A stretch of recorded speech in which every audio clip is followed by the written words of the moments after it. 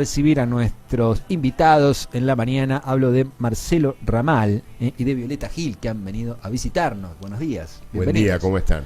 Hola, Viole. ¿Cómo están? Guille, Luis, buen día. Hola, Viole. Muy bien. Bueno, ayer estuvieron con una jornada intensa, en una charla muy interesante, por cierto, con el tópico que, por supuesto, hoy es un tema interesante para debatir, para hacer repasos históricos y demás, de lo que le está pasando a la Argentina con este presidente y las decisiones que toma, y un ataque directo hacia aquel que piensa distinto, ¿no? Aquel que se para en la izquierda, ¿no? Se empezó de repente a denostar a los zurdos, a ser muy violento, ¿no? Zurdos van a correr y toda esa historia que ya sabemos. Y la verdad que no nos vamos a centrar en el merengue, sino más bien en el bizcochuelo, es decir, qué es lo que le pasa a la Argentina. Así que arrancaría por esto, Marcelo. ¿Cómo estás viendo la realidad económica y política del país, habiendo transitado ya más de un año con Milei? Bueno, la realidad es muy mala cuando arrancamos claramente por la situación del 80 o 90% del país que vive de su laburo. Sí, claro. Los salarios y las jubilaciones han caído, la situación de la salud pública y de la educación empeoró, todo lo que tiene que ver con el gasto social y la obra pública ha sido reducido violentísimamente. Bueno, y en el otro plato de la balanza tenemos el festejo de los acreedores de la deuda pública. Claro, claro. Los que tienen acreencias contra el país, que obtuvieron, gracias a ese ajuste, mayores garantías de que van a cobrar esa deuda. En eso consiste todo el misterio del plan de Milei y Caputo.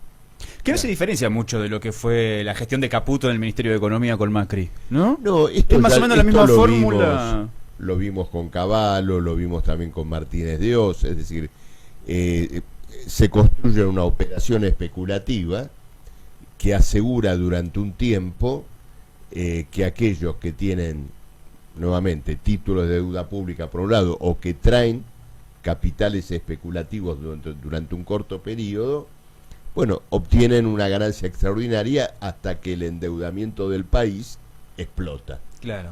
Milei y Caputo aumentaron la deuda pública en 80.000 millones de dólares en este año, porque todo lo que eran los famosos pasivos del Banco Central, claro, pasaron al Tesoro. Al Tesoro, claro. Y la garantía de pago de eso son los impuestos por un lado y la reducción del gasto, o sea, el ajuste. Por el otro. En eso consiste todo el misterio de este gobierno, sumado, por supuesto, a la manipulación cambiaria para crear una ficción de estabilidad, ¿no es cierto? Claro. Explícame eso de la ficción cambiaria, porque claro, acá tenemos un presidente que festeja, de hecho ayer lo dijo con este dato que arroja el INDEC de la inflación del 2,2 y dice que este es el mejor gobierno de toda la historia. Uno no nota eso, pero bueno, hay títulos que todo el tiempo utilizan, él y sus aliados, los aliados mediáticos, el dólar, el precio del dólar, ¿no? Esto de la inflación también. A ver, ¿a dónde está esa pantomima? Vamos a separar el tema en dos partes, ¿no es cierto? Los precios, la inflación, y luego vamos al tema del dólar. En el tema de los precios, bueno, hoy ha salido en todos los diarios, y ayer lo comentamos con colegas de ustedes, mientras que al INDEC le da 2,2%, sí, a la ciudad de Buenos Aires, sí, le da 3,1. el INDEC le da, ¿no es cierto?, 3,1%. Uno puede leer esto de dos maneras. Uno dice, bueno, 2, 3%, más o menos. Pero ojo, en esos niveles de inflación, la diferencia entre 2 y 3 es un 50% más. Claro, sí, no es... Cuando tomás en cuenta un año entero, estamos hablando de 13, 14% de diferencia entre una inflación y otra. Sí. Vamos a tomar un caso, los jubilados, a los cuales se les corrige el haber ahora de acuerdo a la inflación. 13, 14 puntos es un montón de plata en un año, que implica, si vos estás corrigiendo los haberes con un índice de inflación que no es el verdadero índice de inflación.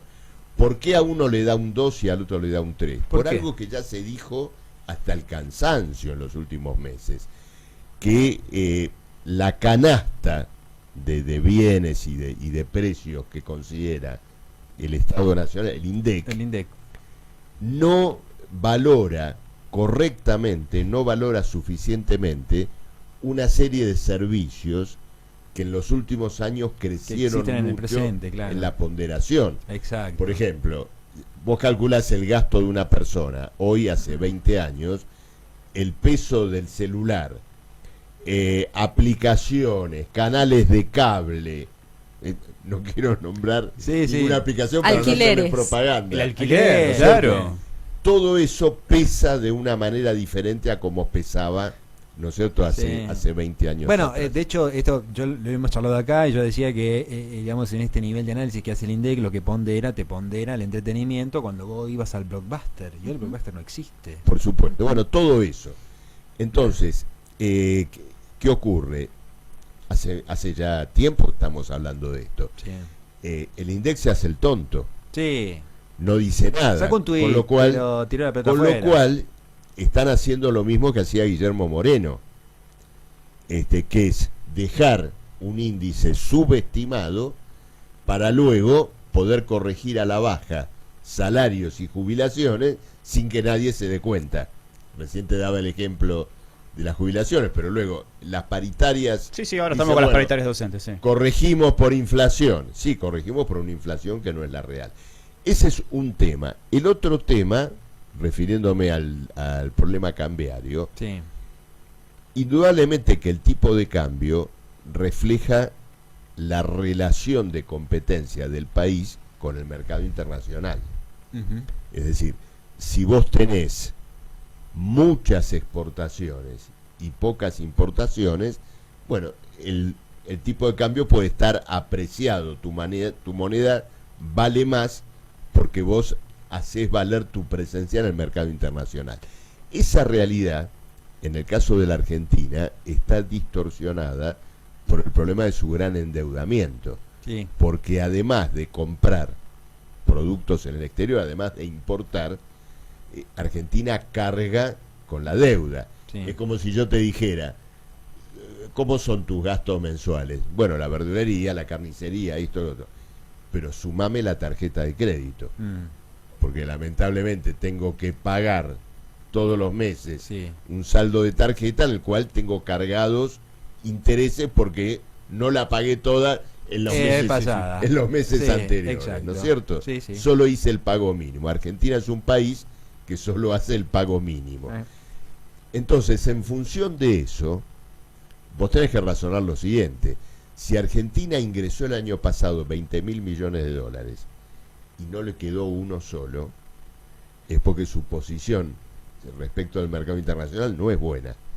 Por lo tanto, un dólar que hizo salir del país 20.000 millones de dólares del mismo modo como entraron, bueno, no refleja, ¿no es cierto?, la realidad que se está viviendo.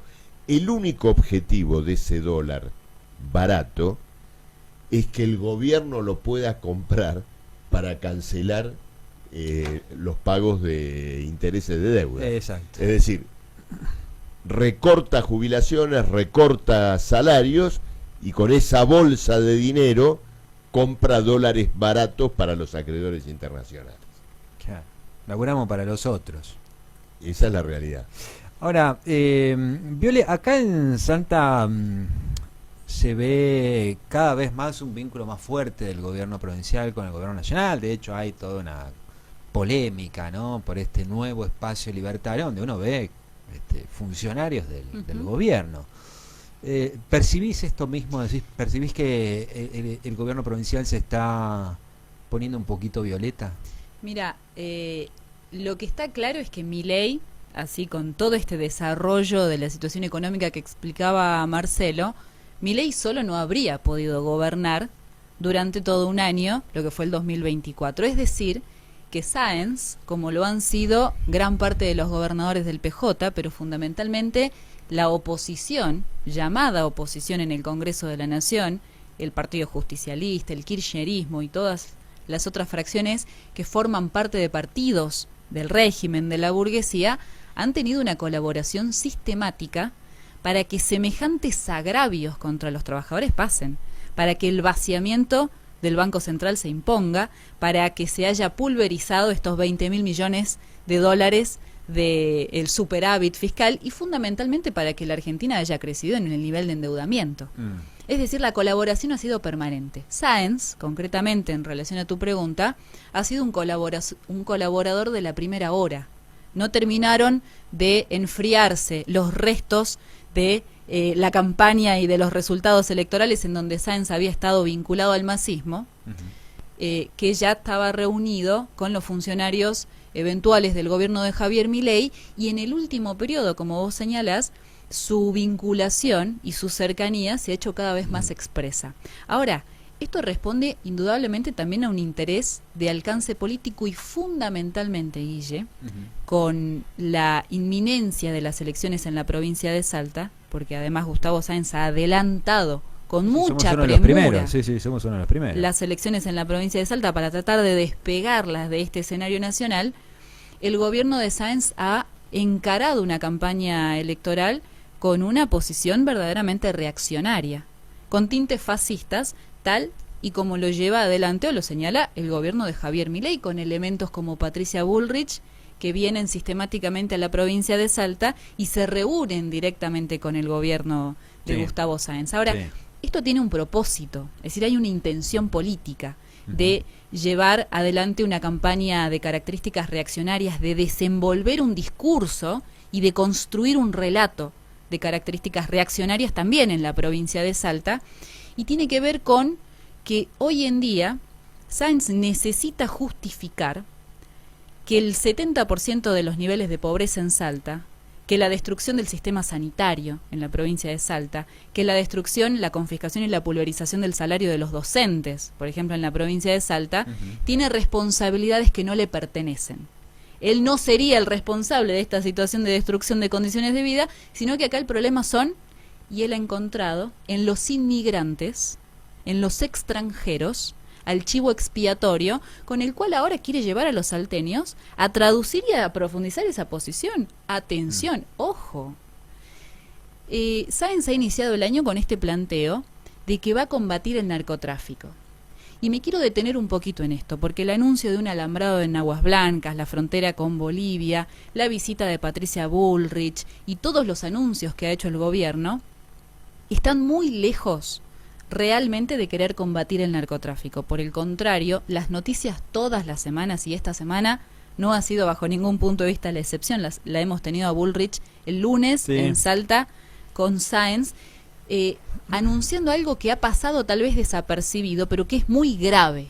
¿A qué te referís? Porque Sáenz y Bullrich, cuando instalaron el primer poste del alambrado en Aguas Blancas, lo hicieron acompañados por ejecutivos y técnicos del Departamento de Seguridad de los Estados Unidos, que se van a encargar de instalar un sistema de monitoreo en la frontera de Salta con Bolivia, de la Argentina con Bolivia, en donde todo el control y el monitoreo de frontera va a estar a cargo del imperialismo yanqui. Bullrich, Sáenz y Milei les entregan al imperialismo yanqui, es decir, a Donald Trump, nada más y nada menos, la expresión cabal más profunda de esta política de características fascistas contra la población, el control de quién pasa, quién no pasa, qué ingresa y qué no ingresa a la Argentina.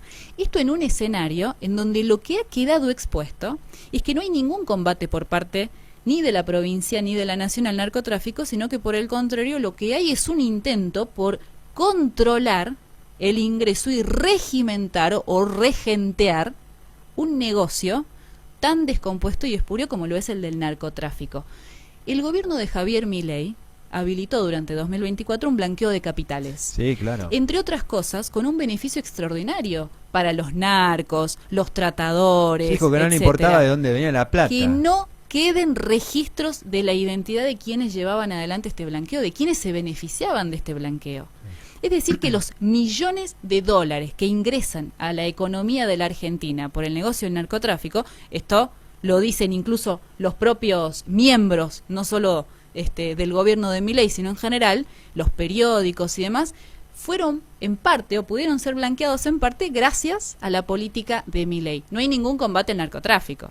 No, de hecho habilitaron Sáenz, vuelos Colombia-Rosario directo. Sáenz en este caso es un gobierno, representante de un gobierno, en donde la situación de infiltración de los negocios del narcotráfico en el aparato del Estado se ha venido perpetrando y profundizando por lo menos en los últimos 30 años. Sí, claro. Y ha tenido una continuidad. Ujú.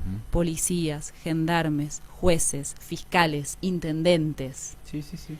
Es decir, hay un entramado y un vínculo del narcotráfico que bajo ningún punto de vista va a ser controlado con un alambrado, que es el relato que trata de construir Sáenz como una pantomima, pero que lejos de, insisto, controlarlo o condicionarlo, lo que está en cuestión, y esto es lo que tenemos que discutir, lo que está en juego en este proceso electoral, en esta batalla que se va a dirimir en los próximos meses, es quién va a controlar ese negocio, uno de los grandes negocios del sistema financiero hoy en todo el mundo, Ujú. que ha financiado campañas, y esto ha sido Sí. incluso Bueno, no. Ahora, a luces vistas. una manera de combatir el narcotráfico, esto lo he hablado ya con diputados acá de parte de la política, ¿no sería legalizar la droga? Que a la gente le gusta. La gente consume Coca-Cola, la gente consume cigarrillo, el tabaco es legal y no tiene ningún beneficio. Yo creo que muere más gente por tabaquismo que por sobredosis de cocaína. Si vamos a las estadísticas y de repente, bueno, legalicemos y le pongamos a los científicos del CONICET y al INTA a producir la mejor coca, saquemos el alcaloide, hacemos el mejor polvo, lo vendemos y que pague impuesto en la farmacia. ¿Qué Mira, piensan? ocurre lo siguiente. Vos colocaste el caso de la cocaína. La prohibición, la limitación de la cocaína emergió justamente como resultado de que era inviable su comercio libre. Las consecuencias de un comercio libre de cocaína serían probablemente letales para una parte muy importante de la población población. No habría forma de que pudiera comerciarse que no fuera, ¿no es cierto?, bajo limitaciones estrictas, casos medicinales, ¿no es cierto? Es decir, quien habilitara el consumo de cocaína estaría entregándole una sentencia de muerte a término para quien la consuma. Inmediatamente aparecería un comercio ilegal como el de ahora, ¿no es cierto? No habría forma. Yo creo que no se puede ver el problema desde ese lugar. ¿Existe Es decir, tal lucha contra el narcotráfico? Esa es la No, pregunta. no, no ¿Existe existe. esa lucha? ¿O es- Claro no que existe no. ninguna, No existe. no existe ninguna. Sí. Existen una parodia de prohibiciones y de limitaciones que solo buscan enriquecer, digamos, el negocio, digamos, ilegal. Pero no existe ninguna lucha porque, continuando el hilo de lo que decía Violeta recién, hay que entender que el narcotráfico y el narcolavado se ha entrelazado con lo que podríamos llamar la economía formal, Sí, claro. Claro. con la economía entre comillas legal.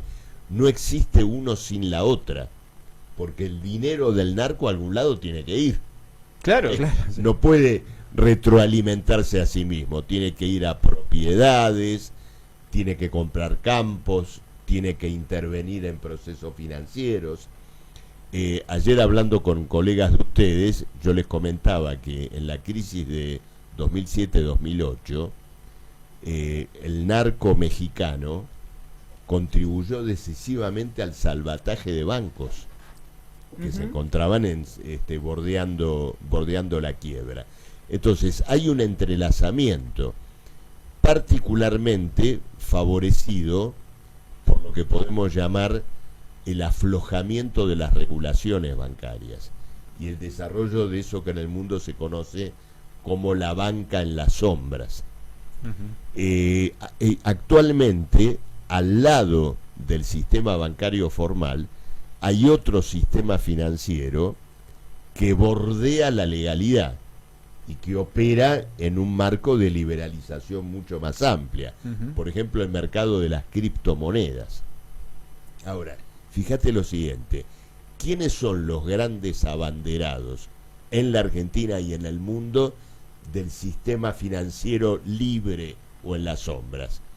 Los libertarios. Sí, sí, sí, sí, sí. Es decir, la ideología libertaria es la que le ha dado letra al proceso financiero que arranca en el narcolavado y termina en la criptomoneda, en BlackRock, en los fondos de inversión que operan al margen de las regulaciones internacionales. Bueno, con esto te estoy respondiendo no solo lo que me preguntaba sobre si hay voluntad o no de combatir al narco, que evidentemente no la hay, sino que también estoy echando un poquito de luz sobre la catadura moral de la Claro. gente que nos gobierna. Sí. Es decir, nos gobierna una banda de lúmpenes, para así decirlo de alguna manera, que ha bordeado el mundo de las finanzas y de los negocios sucios. Sí. A ver, en Argentina, y esto también es Trump en Estados Unidos. Sí, claro, también es Trump. Ahora, la línea divisoria, ¿es la moral? ¿Es la cuestión moral? No, digo catadura moral. No, en lo el entiendo, pero- sentido- en el siguiente sentido. La otra cara de esta realidad es una generación entera que está siendo llevada a su liquidación física. Sí, claro. Entre la coca, el fentanilo, el crack, Sí, me parece que las ya pastillas, son derivados de drogas que no son aptas para consumo humano. por eso O el sea, éxtasis, ¿no es cierto? Y, Sí, sí, sí. El pobre se droga con veneno, realmente Por eso. te explota el cerebro. y todo pero demás. Pero ahí hay un circuito económico, es decir, el dinero, Sí, claro, claro. el dinero no puede permanecer, no es que permanece en el círculo de las personas, del pequeño dealer y la persona que consume, No. y de ahí va el pequeño, y todo eso sube y forma parte luego del mundo oficial de las finanzas, de la justicia, de la política, bueno, y nos lleva a nosotros, ¿no? A Violeta, a mí como socialista, como miembros de un partido como Política Obrera, una sociedad que hoy para sostener o para financiar sus bancos, su política, sus grandes empresas, tiene que apelar a la liquidación física de una generación entera para poder sostenerse y chupar recursos. Bueno, es una sociedad que está cuestionada en sus cimientos, en sus bases, debe ser transformada. Es decir, una economía fundada en el lucro privado, en la competencia salvaje entre bloques capitalistas, ha llevado, por un lado, a lo que vemos hoy, una guerra internacional, Ujú. y por otro lado, a fenómenos de este tipo, ¿no? Es decir, la existencia de una superación de fronteras, ¿no es cierto?, entre lo delincuencial y lo llamado económicamente lícito. Sí, claro. Hay un clima que impone este gobierno que tiene que ver con este populismo de derecha, digámosle de ese modo, y un clima de odio, de fascismo que yo no lo he vivido, digamos. Tengo mis años, pero no lo he vivido así. Y soy muy sincero, me asusta porque el mensaje que baja de arriba hacia abajo es muy peligroso y el problema es aquellos que no son capaces de discernir algo que busca clics en las redes sociales a llevarlo en contra física de alguna persona, ¿no?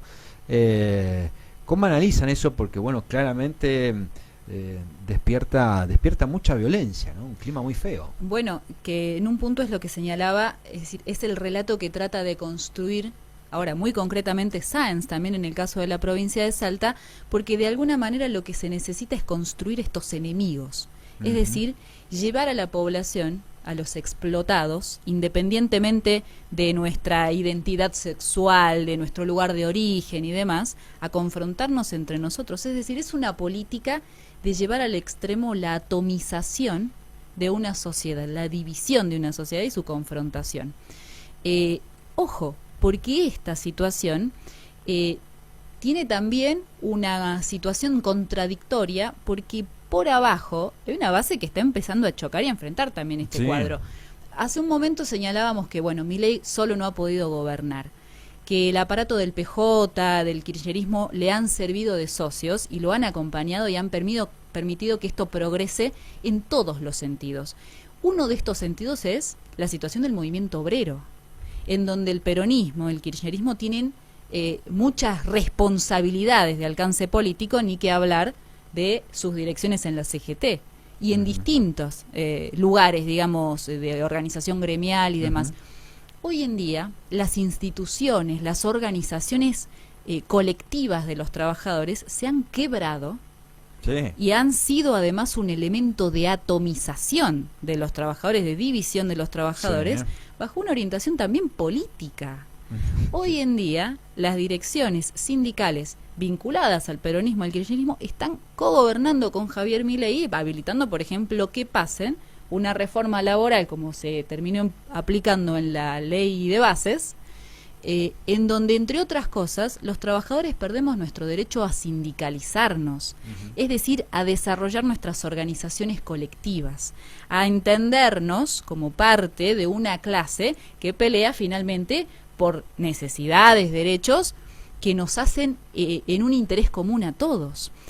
Esto, insisto, tiene un propósito. El propósito es dividir a los trabajadores. Cuando Milei plantea que el problema son los homosexuales, que el problema es el movimiento de mujeres, que son las lesbianas, que son los gays, que son los trans, en realidad lo que está tratando de señalar es cuál va a ser el sector de la sociedad al cual ahora va a atacar directamente. Sí, claro. Y entonces un trabajador resulta que empezaría a pensar que el problema de la digamos, bancarrota del sistema sanitario, de la crisis de los hospitales, de la falta de insumos, de la falta de médicos, tiene que ver con los tratamientos hormonales que llevan adelante las personas trans. Claro. De ninguna forma.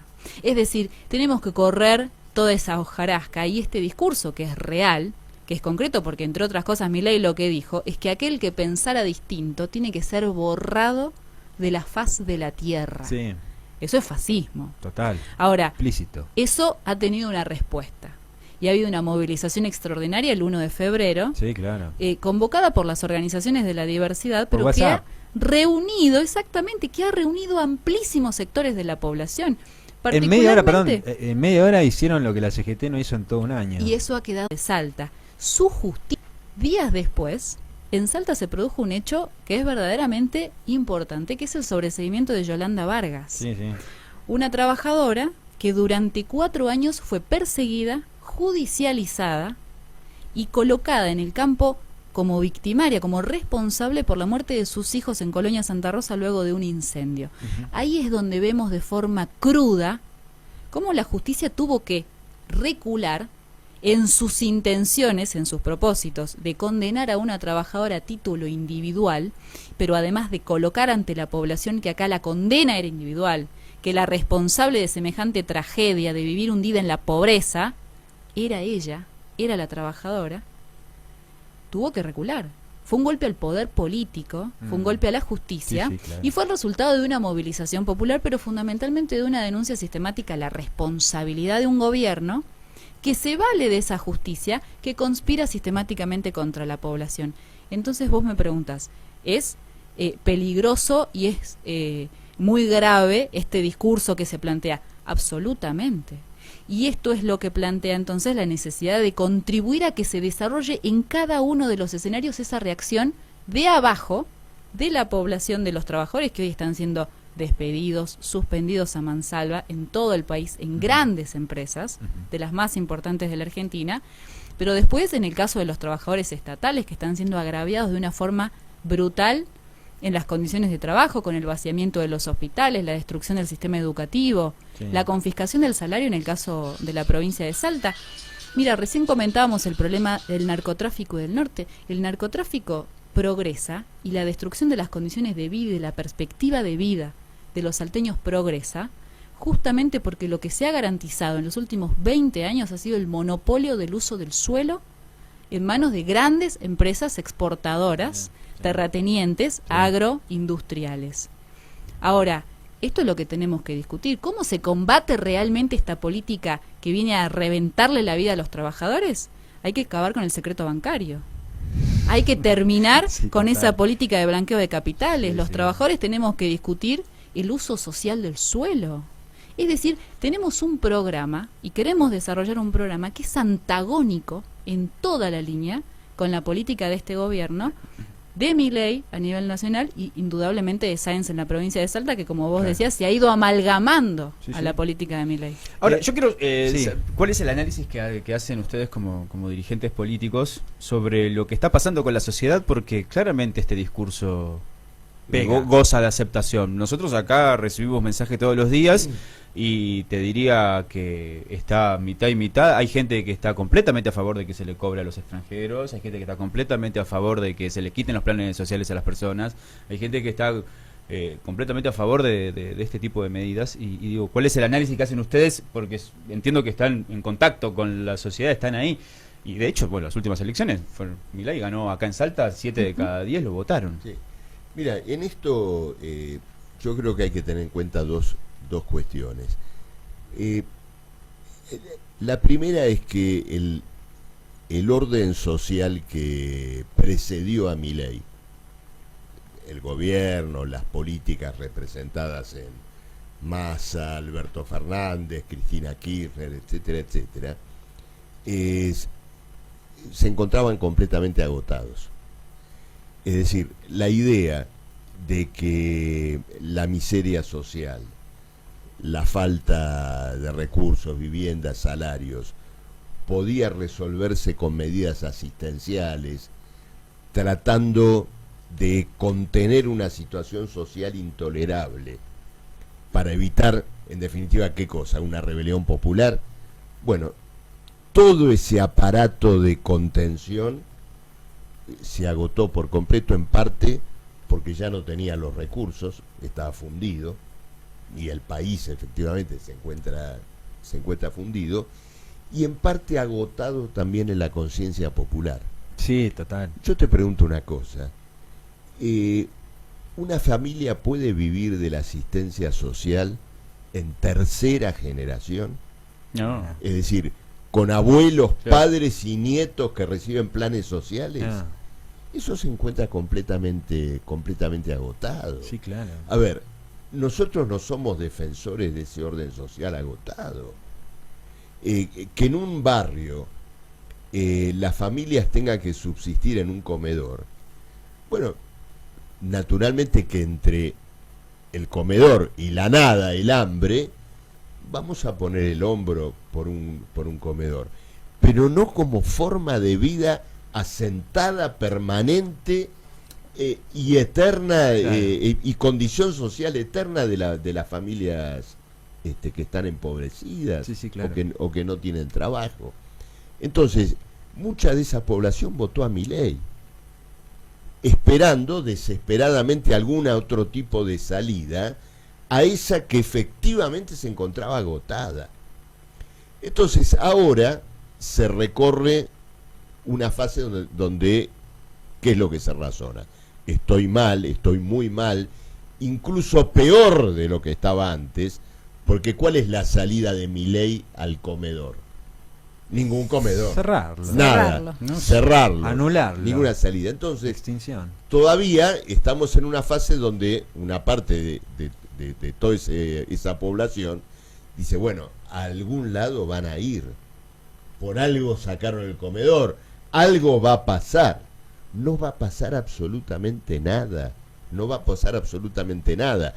Cuando Argentina reviente de endeudamiento, cuando la situación del dólar barato no se pueda sostener más, van a tratar de darle una salida a esta crisis sobre la base de una feroz devaluación, un nuevo golpe a las condiciones salariales, a las condiciones laborales, y por lo tanto vamos a tener una nueva quiebra económica que se va a descerrajar sobre el conjunto de la población que hoy plantea tener alguna expectativa. Ahora, ese es un aspecto del problema. El otro es que parte de ese orden social agotado, Sí. sus dirigentes conscientes tal vez de ese agotamiento, ¿qué dicen ahora? Me paso a Milei.